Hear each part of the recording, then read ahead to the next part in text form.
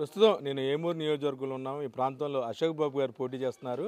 ప్రస్తుతం నియోజకవర్గంలో పరిస్థితులు ఎలా ఉన్నాయో అడిగి తెలుసుకునే పని చేద్దాం. మనతో మాట్లాడితే ఎంపీపీ గారు ఉన్నారు. సార్ చెప్పండి, ఎలా ఉంది ఏమూరు నియోజకవర్గంలో? మరి పక్కన జనసేన టీడీపీ పొత్తులు ఖరారు అవుతున్నాయి. నిజంగా మీకు వచ్చే రోజుల్లో చుక్కలు చూపిస్తామని చెప్పి ఆ టీడీపీ నేతలు చెప్తున్నారు. ఏమూరు నియోజకవర్గంలో అశోక్ బాబు గారి గెలుపు ఈజీ అని చెప్పి కూడా అందరూ చెప్తున్న నేపథ్యంలో ఈ ప్రభావం ఎలా ఉండబోతుంది? సార్, ఈరోజు మనం ఏమూరు నియోజకవర్గంలో మరి అశోక్ బాబు గారు రావటం అనేది చాలా అదృష్టంగా భావించాలి మేమందరం. ఎందుకంటే మరి ప్రతి ఒక్క ఇంటికి వెళ్ళి అశోక్ బాబు గారు ప్రతి ఒక్క ఇంటికి వెళ్ళి ప్రతి ఒక్కరిని పలకరించి వాళ్ళ యొక్క మంచి చెడ్డలను ఆలోచించినటువంటి నాయకుడు ఎవరైనా ఉన్నాయంటే అశోక్ బాబు గారే. అదేవిధంగా మరి మన జగన్మోహన్ రెడ్డి గారు మరి పెట్టినటువంటి పథకాలు, మరి డాక్టర్ బిఆర్ అంబేద్కర్ గారి ఏ రాజ్యాంగాన్ని అయితే రాశారో ఆ రాజ్యాంగాన్ని అమలు చేసినటువంటి మహా వ్యక్తి ఎవరైనా ఉన్నారంటే మన జగన్మోహన్ రెడ్డి గారే. మరి నాకు తెలిసినంత వరకు కూడా భారతదేశంలో, నేను ఒక మాజీ సైనికుడిగా నేను చెప్తున్నాను, భారతదేశంలో కూడా ఎవరు కూడా ఇంత పేదల కోసం పాటుపడినటువంటి నాయకుడు ఎవరు లేరు. మరి పాటుపడినటువంటి నాయకుడు ఎవరైనా ఉన్నారంటే జగన్మోహన్ రెడ్డి గారే. రాబోయే కాలంలో కూడా మరి ప్రతి ఒక్క విషయంలో కూడా ఏదన్నా ఒక విషయం వస్తే మనము దాన్ని అమల్లో చేసి ఆచరణలో పెట్టిన వాడే గొప్పవాడు. అదేవిధంగా మరి ఈరోజు మేము గతంలో మరి ఒక క్యాస్ట్ సర్టిఫికేట్ కావాలంటే మా ఊరు నుంచి మేము తెనాలి వెళ్ళాల్సి వచ్చేది. అదేవిధంగా మండలాలు వచ్చిన తర్వాత కొంతవరకు మెరుగుపడింది. మరి ఈరోజు జగన్మోహన్ రెడ్డి గారు వచ్చిన తర్వాత మరి ఇంటి దగ్గర నుంచే మేము మా మండలంలో 15 సచివాలయాలు ఉన్నాయి. 18 గ్రామాలు ఉంటే 15 సచివాలయాలు ఉన్నాయి. మరి ఆ 15 సచివాలయంలో కూడా ఎక్కడ అడుగు పెడితే అక్కడ మాకు సర్టిఫికేట్ ఇస్తున్నారు. అది 1B కావచ్చు, అడంగులు కావచ్చు, ఏదైనా సరే. మరి ఇంతగా నేను ఒక ఛాలెంజ్ చేస్తున్నానండి. మీరు చెప్తున్నారు మరి జనసేన టీడీపీ అంటున్నారు. గతంలో టీడీపీ కూడా నేను ఒకటే చెప్తున్నా, ఆ రోజు జగన్మోహన్ రెడ్డి గారు తీసుకున్నటువంటి నిర్ణయం చాలా గొప్ప విషయం. మరి భారతదేశాన్ని 17 సార్లు ఏ విధంగా అయితే మహమ్మద్ గజనీ దోచుకున్నాడు, అదేవిధంగా ఈరోజు చంద్రబాబు నాయుడు 14 సార్లు ఆంధ్ర రాష్ట్రాన్ని దోచుకుని ఆయన చేసింది ఒకటి లేదు సార్. మరి అదే పనులు ఇప్పుడు జగన్మోహన్ రెడ్డి వారు సచివాలయాలు కావచ్చు, హెల్త్ వెల్నెస్ సెంటర్ కావచ్చు, ఆర్బీకేలు కావచ్చు, కన్స్ట్రక్టివ్ వర్క్ 100 సంవత్సరాలకి సరిపడా వర్కులు చేసి పెట్టాడు. మరి చంద్రబాబు నాయుడు ఉండాలంటే ఏదో తూతూ మంత్రంగా రోడ్లు వేసాడు, వెళ్ళిపోయాడు. మరి ఇక పవన్ కళ్యాణ్ సంగతి అంటారా? ఎవరికైనా సరే ఒక నాయకుడికి నిబద్ధత అనేది ముఖ్యం. మనం ఎంత చేసింది ముఖ్యం కాదు, ఏం చేసిందని ముఖ్యం. చరిత్రలో మిగిలిపోయేది ఏంటంటే మనం చేసిన పని మిగిలింది. అది మంచా చెడా? మంచి చేస్తే మనమ్మటే వచ్చుది, చెడు చేస్తే అది మనమ్మటే వచ్చుది. అదేవిధంగా మరి జగన్మోహన్ రెడ్డి గారు మరి ఈరోజు ఈ రాష్ట్రం కోసము ఆయన ఒకటే చెప్పాడు, ఎవరైతే కులము, మతము, ప్రాంతము ఏది తీసుకోవాలా, అన్ని కులాల్లో ఉన్నారండి. సార్ చెప్పినట్టుగా అన్ని కులాల్లో అహంకారులు ఉన్నారు, అన్ని కులాల్లో మంచి వాళ్ళు ఉన్నారు. కానీ ఎప్పుడైనా సరే మంచితనానికి శాంతమే. అంటే చెప్పండి, ఆనందబాబు గారిలోను అశోక్ బాబు గారిలో ఉన్న తేడా ఏంటి సార్? ఆనందబాబు గారికి అశోక్ బాబు గారికి నక్కకి నాగలోకానికి ఎంత తేడా ఉంది, అంత తేడా ఉంది. ఎందుకంటే అంటే మీ పార్టీ కాబట్టి లేదు సార్, నేను పార్టీని గురించి మాట్లాడతలేదు, వ్యక్తిని బట్టి నేను అదే చెప్తున్నా. మనము ఎంత చేసింది అనేది కాదు ముఖ్యము, ఏం చేసింది అనేది. మనం ఏం చేసాము, మనం ఏం చేస్తున్నాం మన ప్రజలకు. నేను ఒకటే చెప్తున్నా సార్, నాకు ఈ మండలంలో అర్ధరాత్రి పిలిచి నాకు ఇవ్వాల ఒక ఎంపీపీగా ఇచ్చారు, ఒక ఎస్సీ వాడిని అయ్యింది కూడా. నా మండల ప్రజలందరూ, నా నాయకులందరూ కూడా. మరి నేను అది ఎట్టు పెట్టుకోవాలా? నేను కోరేది ఏంటంటే, మనకు ఎవరైనా సరే మన దగ్గరికి వచ్చినప్పుడు ఎందుకు వస్తారు మన దగ్గరికి? ఏదో సమస్య ఉండి మనం ఏదో చేస్తామనేటువంటి ఒక ఆశతోనే వస్తారు. అలాంటప్పుడు మనం ఏం చేయాలి? ఇది అవుతుంది, లేకపోతే మన ప్రయోజనం తీసుకెళ్లాల్సిన బాధ్యత మన మీద ఉంటుంది. అలాగే మరి మనము అలా తీసుకెళ్ళిన రోజే నాయకుడు అవుతాడు. అంతేగాని ఎస్ అన్నీ ఉన్నాయి సార్. మేము కూడా అశోక్ బాబు గారు ఈరోజు ఒక విషయం చెప్తున్నాను సార్. నేను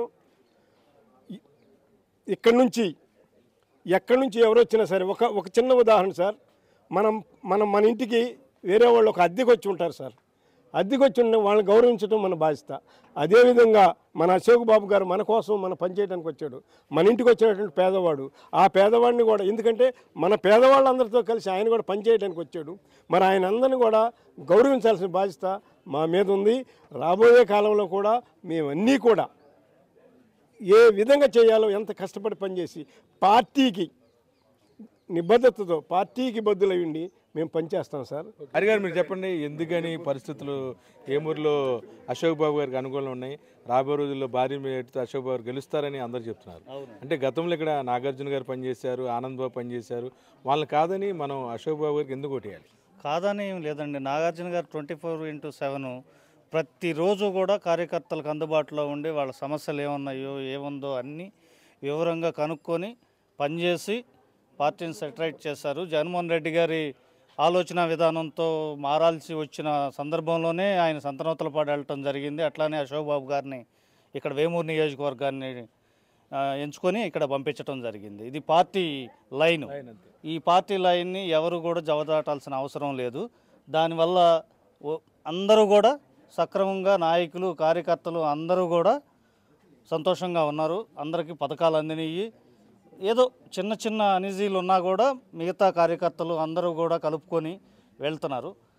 ముఖ్యంగా బీసీల్లో జగన్మోహన్ రెడ్డి గారు అనే వ్యక్తి వచ్చాక ఈ రాష్ట్రంలో ఉన్న బీసీలు మొత్తం కూడా, ఒకప్పుడు బీసీలు అంటే ఏదో పల్లకీలు మోసేవాళ్ళలాగా మిగిలిపోయి ఉన్నాం. ఇప్పుడు జగన్మోహన్ రెడ్డి గారు వచ్చాక ఎంపీ స్థానాలు కానీ ఎమ్మెల్యే సీట్లు ఇవ్వడంలో కానీ, అదేవిధంగా కార్పొరేషన్ పదవులు కానీ, ఒక్కొక్కడు అంటాడు అలంకారప్రాయంగా ఇచ్చారు అని అంటాడు. అంతకుముందు చంద్రబాబు గారు ఇవ్వలేదేమండి? అది కాదు, ఈ గుర్తింపు ఇవ్వలేదు మాకు. బీసీలకు అనే వాళ్ళకి గుర్తింపు అనేది ఇచ్చింది ఒక జగన్మోహన్ రెడ్డి గారు ఒక్కడే. జగన్మోహన్ రెడ్డి గారే బీసీలని ముందుకు తీసుకొచ్చారు, మాకు గుర్తింపు తీసుకొచ్చారు. అదేవిధంగా మేము నిలబడేటట్టు చేశాడు. ఎంతోమందికి ఇప్పుడు ఆసరా పథకాలు కానీ, అట్లానే పెన్షన్లు కానీ, చేయూత కానీ, అమ్మఒడి, ఇవన్నీ కూడా ప్రతి ఒక్కరికి ఒక్క రూపాయి కూడా అవినీతి లేకుండా డైరెక్ట్గా వాళ్ళ అకౌంట్లలోకి బదిలీ చేసి స్వచ్ఛమైన పరిపాలన ఏ ఒక్క రూపాయి ఆశించకుండా, రాజు అంటే ఇట్లానే పరిపాలించాలి, రాజ్యాన్ని సుభిక్షంగా ఉంచిపెట్టాలి, రామరాజ్యాన్ని స్థాపించాలనే లక్ష్యంతోనే 3 లక్షల కోట్ల రూపాయలని డైరెక్ట్గా డీబీటీల ద్వారా అకౌంట్లకి ట్రాన్స్ఫర్ చేసి ఉన్న ఒకే ఒక నాయకుడు ఈ దేశంలో జగన్మోహన్ రెడ్డి గారు ఒక్కరే. తప్పనిసరిగా మీరు ఒక మాట చెప్పారు, ఆ పార్టీ అనేది ఒక చెట్టు లాంటిది, వ్యక్తిగత దోషణలతో ఆ పార్టీని ఇబ్బంది పెట్టకూడదు. అది కంటెంట్ ఏంటండి? తప్పనిసరిగా ఈ చిన్న చిన్న అనిజీస్లో మనం ఆయన ఏదో మనగాడు, ఈయనేదో మనగాడు, ఆయన కాదు ఈయన కాదు, ఇది కాదండి. అసలు మనం చెట్టు అనే ఒక వైసీపీ ఇత్తనం చెట్టు అనేది ఉంటే మనం తప్పనిసరిగా పార్టీని పెంచి పోషించుకుంటే ఆ కాయ కాస్తుంది. ఈరోజు నాకు అందిద్ది, రేపు ఆయనకి అందిద్ది, రేపు ఇంకొకళ్ళకి అందిద్ది. ఈరోజు ఏదో నాకు పదవి రాలేదు, నేను 15 ఏళ్ళు కష్టపడ్డాను, నాకు రాలేదని నేనేదో అనీజీగా ఉండి వెళ్తే చెట్టుకు నీళ్లు పైపోతే ఏమైద్దండి? ఆగిపోయింది. కాయలు రాకపోతే ఎప్పుడు కోసుకుంటాం మనం? ఆగిపోతుంది. ఈ సంక్షేమం ఇది ఆగిపోకుండా ఉండాలంటే మనం దాన్ని కాపాడుకోవాలి, జగన్ గారిని గెలిపించుకోవాలి. అదేవిధంగా అశోక్ బాబు గారు వ్యక్తిగతంగా కూడా ఆయన చదువుకున్నవాడు, ఓర్పున్న నాయకుడు. మేము ఈ 2 నెలల్లో కాలంలో కార్యక్రమాల్లో కానీ, ఎటువంటి పేద ప్రజలతో మమేకం అయ్యే విధానం కానీ, వచ్చిన వాళ్ళకి సమాధానం చెప్పే విధానం కానీ, మేము ఈ నియోజకవర్గంలో, వేమూరు నియోజకవర్గంలో గతంలో ఉన్న 10 సంవత్సరాలు పనిచేసిన ఎమ్మెల్యేగా పనిచేసిన, మంత్రిగా పనిచేసిన నక్కా ఆనందబాబు గారు ఎమ్మెల్యేగా ఉన్నాడు అనే విషయం మా ఊళ్ళలో మాకు తెలియదు. అసలు చాలా రోజుల వరకు మాకు తెలియదు. 10 సంవత్సరాల్లో ఒకేసారి ఆనందబాబు అనే అతను ఒక్కసారి విజిట్ చేశాడు మోపర్ అనే విలేజ్ని, ఒక 10 సంవత్సరాల్లో. అట్లాంటి వ్యక్తిని మనం మళ్ళా కూడా మన నియోజకవర్గం మీద రుద్ది మళ్ళీ తీసుకొచ్చి ఆయన అది ఇది అని చెప్తాం కరెక్ట్ కాదు. మనకు అందుబాటుగా 24 గంటలు రేత్రి పగలు, పొద్దున్నే ఉదయాన్నే ఆయన 5కి లెగిస్తే మళ్ళీ రేత్రి 12 గంటల దాకా పనిచేసే నాగార్జున లాగే మళ్ళీ మరొక అశోక్ బాబు గారు దొరికారు మనకి. ఇక్కడ ఆయన గెలిపించుకొని అత్యంత భారీ మెజార్టీతో గెలిపిస్తాము. ఈ విషయంలో బీసీలంతా కూడా ఒక మాట మీద ఉండి, అదే మిగతా కమ్యూనిటీలు, ఎస్సీలు, బడుగు బలహీన వర్గాలు అందరూ కూడా ఓసీల్లో కూడా మార్పు వస్తుందండి. అగ్రవర్ణాల్లో కూడా జగన్ గారి చూస్తున్నారు. ఏ ఒక్కరికి కూడా పథకాని కోసం ఇదివరకు పంచాయతీ ఆఫీస్ దగ్గరికి వెళ్ళి 24 గంటలు కాదు 48 గంటలు పడిగాపులు పడ్డా కూడా మీ పెన్షన్ ఇవ్వాలనంటే ఆ సెక్రటరీ ఎవరో ఉండేవాడు.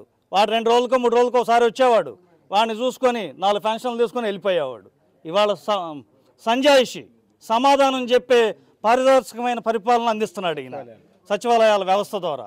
దాని మూలంగా నియోజకవర్గంలో దగ్గరగా 110 గ్రామాల్లో 70-80 సచివాలయాలు కన్స్ట్రక్షన్ జరిగినాయి, నూతన భవనాలు వచ్చినాయి. అట్లానే చిన్న అభివృద్ధి పనులు 30 పడకల హాస్పిటల్ వేమూరులో, ఇట్లాంటి కార్యక్రమాలన్నీ కూడా అభివృద్ధి కార్యక్రమాల్లో భాగంగానే మా మారుమూల ప్రాంతమైన డెల్టా ప్రాంతంలో వాటర్ సప్లై, ఇవన్నీ కూడా మంచినీళ్ళ సమస్యలు తీరుస్తూ అందుబాటులో నాగార్జున గారు పనిచేశారు.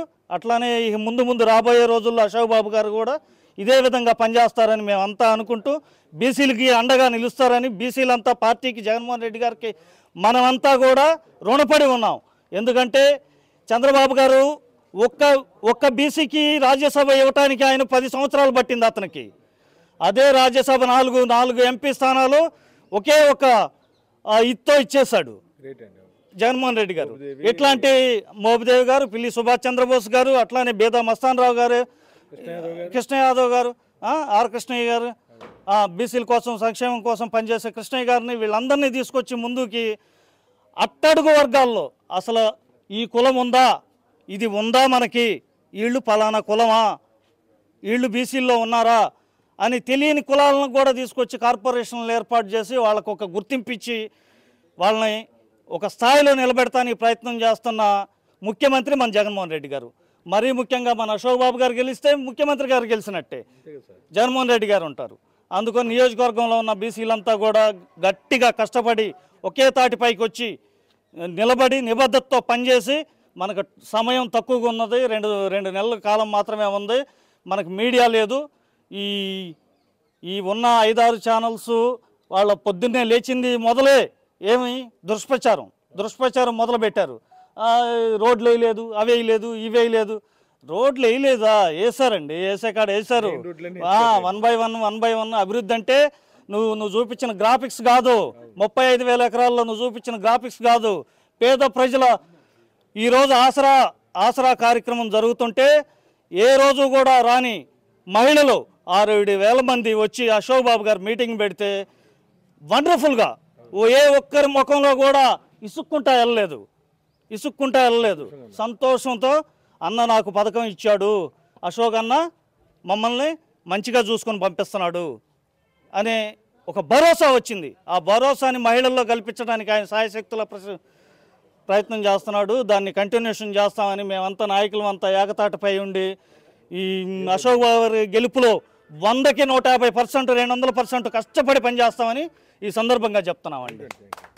మొత్తంగా కూడాను పేద ప్రజల సంక్షేమం, అభివృద్ధి, మరో పక్కన గతంలో పనిచేసిన నాయకులు ఎవరు కూడాను ప్రజలకు అందుబాటులో లేరు.